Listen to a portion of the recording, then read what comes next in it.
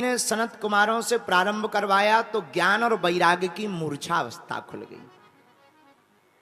भक्ति सुतौ तौ तरणौ गृहीत्वा प्रेमे के रूपा सहसा विरासीत। श्री कृष्ण गोविंद हरे मुरारी नाथेति नामानि मुहुर्वदन्ति।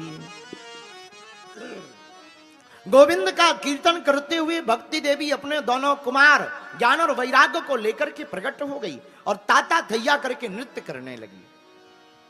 अच्छा देखिए, भक्ति देवी के ऊपर भागवत का क्या प्रभाव पड़ा कि जैसे ही भागवत के मधुर मधुर श्लोक कान में गए, ज्ञान और वैराग्य के गए, सोई दोनों जाग गए। बोलो राधे राधे।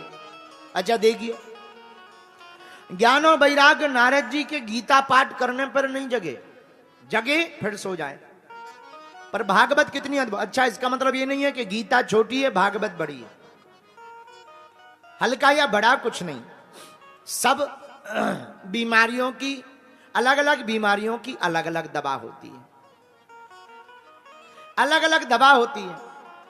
इसीलिए किसी को भी, किसी का भी ज्ञान का, वैराग्य का या भक्ति का मन अगर सुसुप्त हो जाए, ज्ञान जगा हुआ ना हो, वैराग्य आ ना रहा हो, भक्ति प्राप्त ना हो पा रही हो, उस साधक को श्रीमद् भागवत कथा का बार बार पाठ का श्रवण करना चाहिए। जो बार बार पाठ को सुनेगा, कथा को सुनेगा, ज्ञान जग जाएगा, वैराग्य चैतन्य हो जाएगा और भक्ति देवी हृदय में स्थापित हो जाएंगी।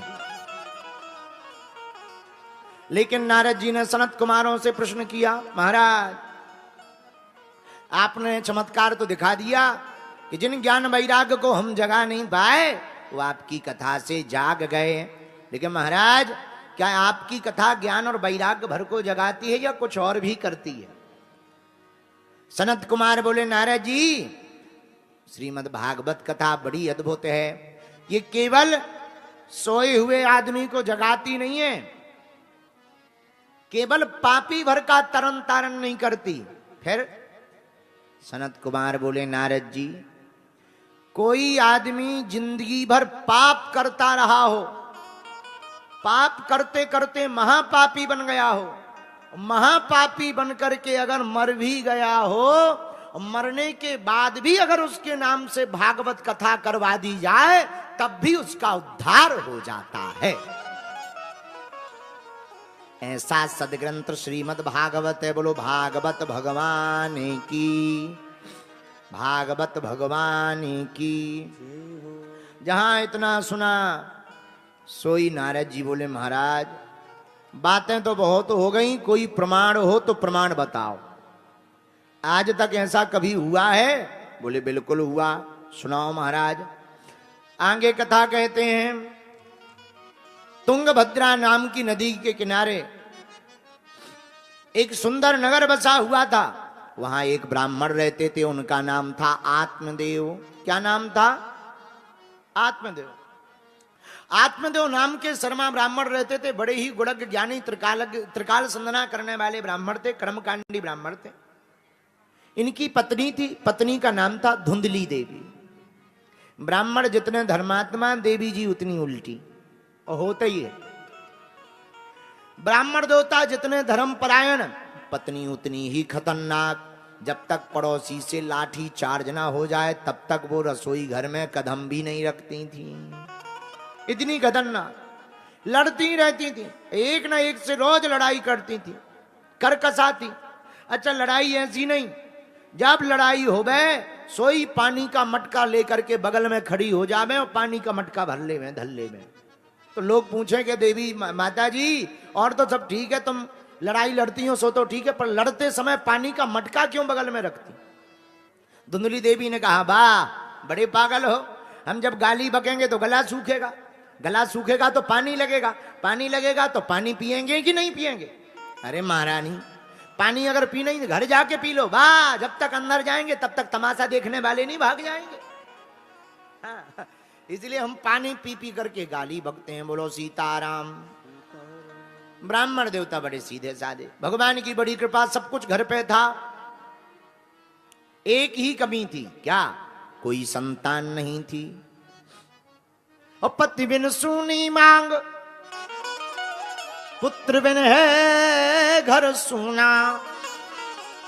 पति के बिना सूनी मांग होती है, पुत्र के बिना सूना घर होता है। किसी भी सज्जन का, धर्मात्मा धनवान व्यक्ति का मकान कितना भी बड़ा हो, धनवान हो, पर घर पर संतान ना हो तो वह धनवान होने का कोई मतलब नहीं है, धन का कोई मतलब नहीं है। संतान को ही वह संपत्ति दी जा सकती है, वरना बाद में तो या तो लट पड़ेंगे या सरकार में जब्त हो जाएगी। बोलो जय बजरंग बली की। ब्राह्मण देवता बड़े हैरान, भगवान की कृपा से सब है, पुत्र नहीं है, संतान नहीं है। लेकिन भाग्य इतना विचित्र, घर में गाय रखी, उसने भी बछड़े देना बंद कर दिए। पेड़ लगाए, फल देना बंद कर दे। अब बड़ी चिंता हो गई, क्या किया जाए। अंततोगत्वा यही मन में विचार आया, मर जाना चाहिए। मरने के लिए जैसे ही वन में गए, विचार करते हुए बैठकर रोने लगे कि हमारा भाग्य बड़ा खराब है, एक भी संतान नहीं है। ना जाने हमने ऐसा कौन सा अपराध किया। उसी समय एक महात्मा वन से विचरण करते हुए निकले।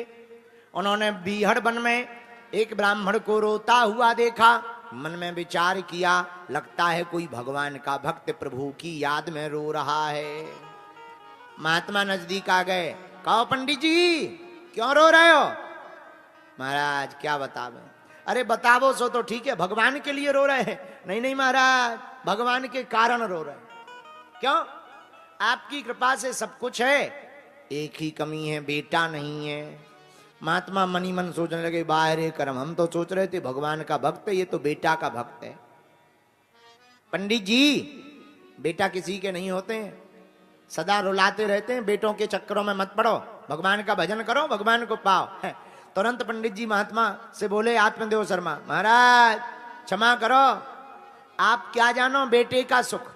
पापा पापा कहता हुआ जब बेटा गोद में आता है, कान में रसगुल्ला सा घुल जाता है। आप क्या जानो बेटे का सुख? आप तो ठहरे महात्मा, आपके तो कोई है नहीं, तो तुम क्या जानो सुख। महात्मा ने भाग्य को पढ़ा, सप्त जन्मावधि। ए ब्राह्मण देवता, एक जन्म तो ठीक है, 7 जन्म तक तुम्हारे भाग्य में एक भी संतान नहीं है। ओहो, जहां इतना सुना सोई खपड़िया को पटक दिया चरणों में, पटा। ए महाराज क्या कर रहे? महाराज पहले तो एक ही गुना दुख था, अब आपने हमारा दुख 7 गुना बढ़ा दिया। अब तुम ब्रह्म हत्या भोगने को तैयार हो जाओ, हम अपने प्राण तुम्हारे चरणों में देंगे। महात्मा बोले, कहां से खाज मोल ले ली, अच्छे खासे जा रहे थे, अब पंडित जी मरेंगे, हत्या हमको लगेगी। हे भगवान, कहां से फंसा दिया। महाराज मरो ना, कोई उपाय बताओ, हम क्या करें? महाराज पंडित जी बोले, महात्मा जो बात दबा से हो न सके, महाराज जो बात दबा से हो न सके वो संत दुआ से होती है। जो बात दबा से नहीं होती वो संतों की कृपा से हो जाती है। कृपा करो हमारे घर पर किलकारी गूंजे। महात्मा बोले, प्राण बचाना ही उपाय है। तुरंत एक फल निकाला, ले अपनी पत्नी को खिला देना, भगवान ने चाहा तुम्हारे घर पर भी बेटा होगा। जय हो महाराज। कोई नियम करना? हाँ, क्या? बस भजन करना, धर्म भाव के साथ रहना, धर्म परायण रहना, नित्य गायत्री मंत्र का जाप करना, गोपाल सहस्त्र नाम का पाठ करना, झूठ ना बोलना। जो महाराज आ गया, घर गए, पत्नी से कहा, देवी जी ये महात्मा ने फल दिया है, खा लो। भगवान ने चाहा तो 9 महीने बाद अपने घर पर भी किलकारी गूंजेगी। इतना दे करके गांव में चले गए बताने के लिए, हम सबको बता देवे, लेकिन भैया खुद नहीं खिलाया, यही गड़बड़ हो गई। आंखों देखे नहीं खिलाया। और देवी जी हरे होती हैं खतरनाक। धुंधली ने सोचा, महात्मा ने फल दिया, खाएं कि ना खाएं, कहीं ऐसा ना हो हम खा लें और कहीं बस में ना हो जाए। चिंता में बैठी थी, तब तक पड़ोसन आ गई। पड़ोसन आई, अरे बहन क्या कर रही बहन तू ठीक आ गई, मैं क्या बताऊं, मेरे पति देव ने ये फल दिया है, वो कह रहे इसको खा लो तो गर्भवती हो जाए, तुम ही बताओ कहीं फल खाने से बच्चा होता है? पड़ोसन ने कहा, बड़ी पागल हो, बाबरी हो, महात्मा का प्रसाद है, पालो, भगवान की कृपा हो जाएगी, क्या बिगड़ेगा, प्रसाद पाने में क्या बिगड़। अरे तू कहती है, लेकिन एक चिंता है। क्या? अगर मैं गर्भवती हो गई तो मैं दौड़ नहीं पाऊंगी। तो पड़ोसन ने कहा, तुझे कौन सा आर्मी में भर्ती होने जाना जो दौड़ लगानी है?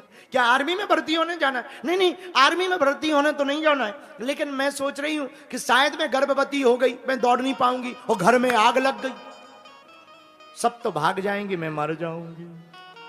पड़ोसन बोले, ये थोड़ी जरूरी है कि आग लगेगी, ये जरूरी थोड़ी आग लगेगी। तो धुंधली बोली, तू गारंटी ले कि नहीं लगेगी? पड़ोसन ने सोचा, कौन गारंटी ले, कल के दिन यही अपने हाथ से लगा दे गारंटी जीतने के चक्कर में, आफत हो जाएगी, मैं गारंटी नहीं ले सकती। अच्छा अच्छा चल छोड़, दूसरी बात बता। हमने सोचा है, सुना है, जो स्त्री गर्भवती हो जाती है उसका दूसरा जन्म होता है, बड़ी कुरूपवान दिखने लगती है। पड़ोसन ने कहा, तुझे रूप कुरूप में पढ़ना है? अरे ये चक्करों में मत पढ़, किलकारी गूंजने दे, भगवान की कृपा होने दे, ये माता पच्ची में मत पढ़। नहीं मानी, पड़ोसन भाग गई।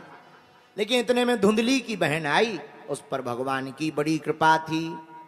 धुंधली की बहन 2 बच्चा घर छोड़कर आई थी। एक बच्चा आगे आगे पैदल चल रहा था, एक बालक उंगली पकड़े था, एक को उसने गोद में ले रखा था, एक पेट में पल रहा था। पूरी क्रिकेट टीम तैयार थी। धुंधली की बहन की इतनी लंबी फौज जैसी आई, अरे बहन राम राम राम राम, आजा आजा आजा, अच्छी आ गई, मैं बड़ी चिंता में बैठी थी, मेरे पति देव ये फल लेके आए हैं, वो कह रहे थे इसको खा लो बच्चा हो जाएगा, तू बता मैं खाऊं या ना खाऊं।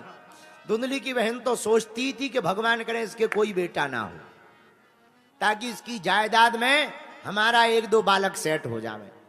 सोई कान में आके बोली, कहां बाबाओं के चक्कर में पड़े, ये बाबा बैरागी बड़े खतरनाक होते हैं, ना जाने कौन सा मंत्र फूंक के दे दो, ये तू पागल है जाएगी, बर्बाद है जाएगी। क्या करें?